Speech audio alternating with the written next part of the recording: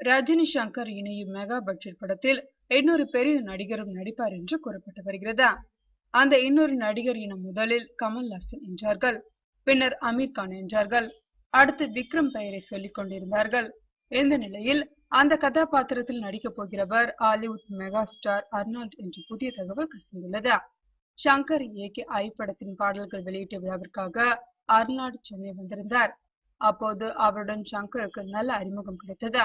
அப்போது மேடையிலேயே தமிழ் எனக்கு ஒரு வாய்ப்பு தருமாறு ஷங்கரிடம் அர்னால்டு கேட்டது நினைவிருக்கலாம்.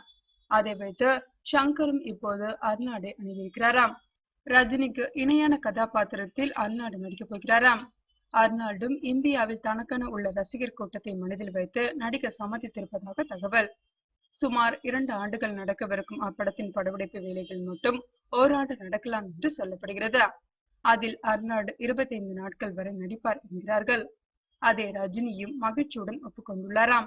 இந்த படத்தில் ரஜினி அர்னால்டு நடிப்பதன் மூலம் அந்த படத்தின் மார்க்கெட் சர்வதேச அளவில் பறந்து விரியும் என்பதோடு உலக அளவில் பாரமவுண்ட் மாதிரி பெரிய நிறுவனங்கள் படத்தை வெளியிடும் வாய்ப்பும் கிடைக்கும். அதன் மூலம் தமிழ் படம் ஒன்றே ஹாலிவுட் நிறுவனம் உலக அளவில் வெளியிடுவது முதல் முறையாக அமையும்.